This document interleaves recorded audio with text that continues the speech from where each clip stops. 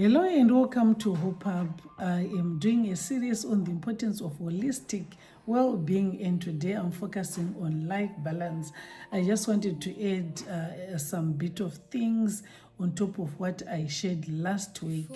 And life balance is intentionally giving appropriate attention to every area of our lives so that no important area is continually neglected. Holistic well-being begins when we recognize that our lives are interconnected. We were created as a whole, people with different aspects of our lives, and those different aspects of our lives, they are interconnected and influence one another. When one area is continually neglected, eventually other areas may suffer. For example, neglecting sleep can affect our emotions, concentration, relationships, and spiritual focus.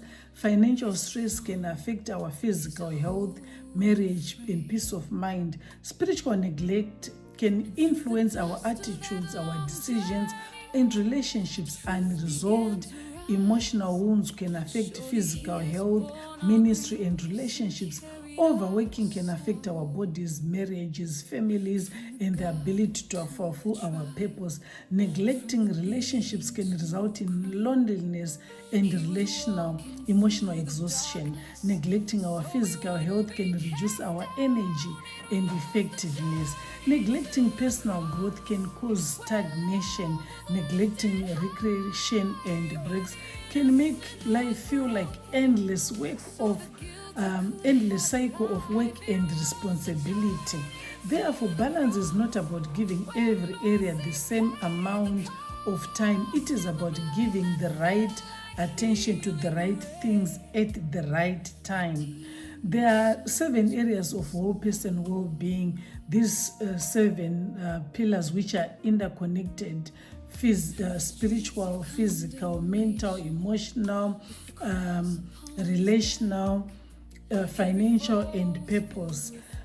There are key areas of balance as well, including spiritual, physical, emotional, mental, family, marriage, ministry, friendships, recreational, finances, and personal growth. These areas will not always receive equal attention. For example, when a child is young, parenting may require more attention.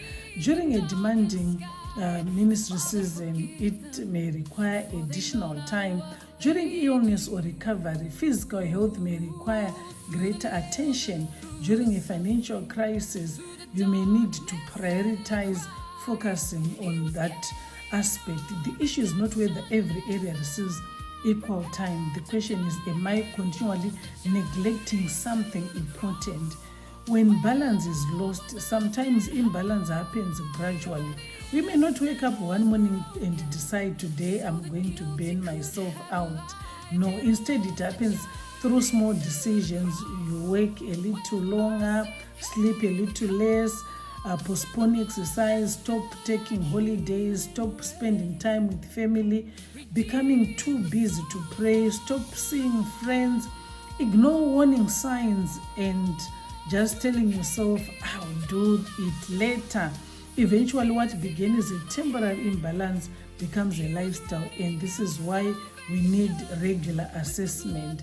Signs of poor balance. Some warning signs include constant exhaustion, irritability, poor health, lack of joy, neglecting family, burnout, reduced effectiveness, spiritual dryness, poor concentration, difficulty in sleeping, emotional eating, withdrawal from people, loss of motivation, constant rushing, feeling guilt whenever you rest, feeling that everything depends on you, inability to say no, and resenting responsibilities you once enjoyed.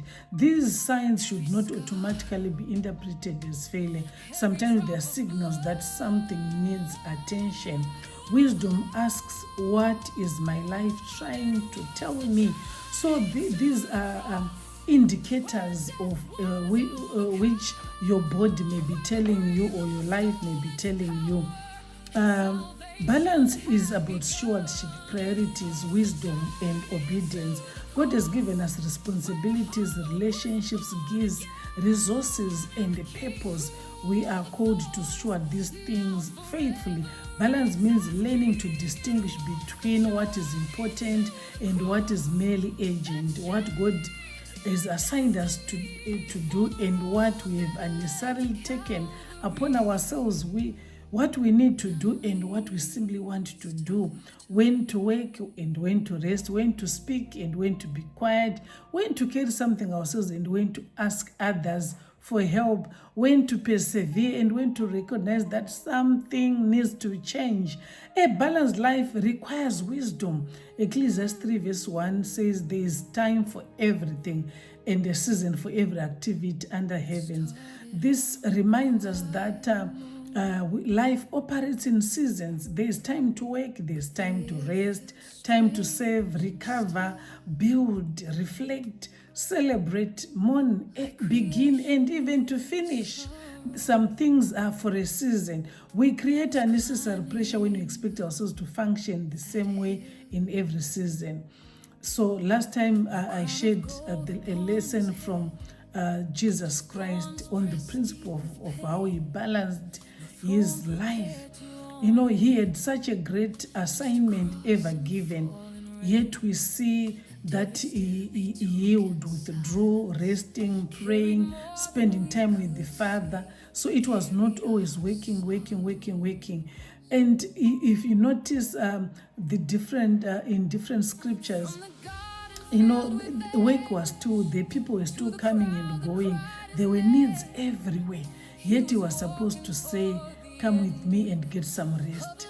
And he was supposed to, he was able to find some time even to eat. There were still people who needed ministry. There were still problems to solve. There were still responsibilities, but he understood that constant activity without replenishment was unsustainable. So sometimes a need does not automatically mean you are the person who must meet it immediately. Sometimes the right response to a genuine need is not now. Sometimes someone else needs to help. Sometimes it's I need to rest first before I can help. So it's very, very important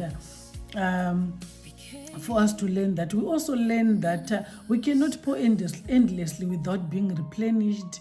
There must be times when we withdraw from the noise, times when we become quiet, times to pray, times to rest, and time to allow God to restore us. We are even shared about Elijah after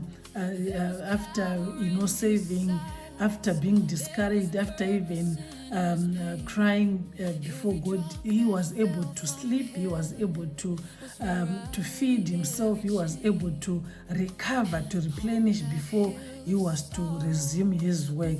We also see another biblical example of Elijah, the danger of carrying everything. He would do everything by himself, but his father-in-law Jethro warned him and taught him delegation. You cannot handle it alone. Sometimes our problem is not lack of strength, but it's just lack of delegation. And delegation is not weakness, it is actually wisdom. Not everything depends on you. You have you need to create a sustainable system, and health leadership develops other people, and even healthy family share responsibilities. Healthy individuals knows when to ask for help.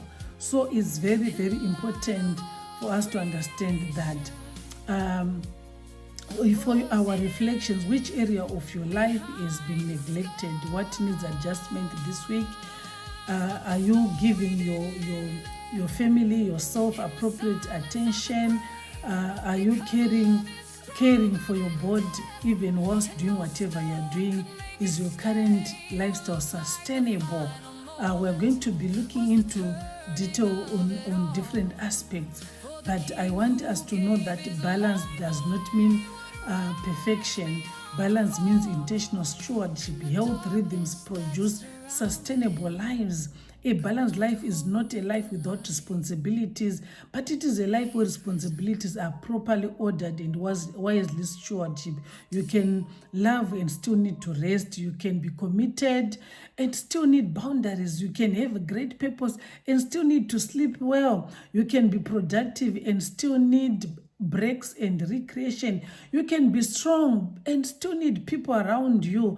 You can save and still take care of yourself. So the goal is not to do everything. The goal is to do what God has entrusted you to faithfully do, and to do it wisely and sustainably. Health rhythms produce sustainable lives. When you create a health rhythm of prayer, work, service, rest, giving, receiving, discipline, enjoyment, responsibility, recreation, we position ourselves to live with greater joy, resilience, effectiveness, and longevity. Thank you so much.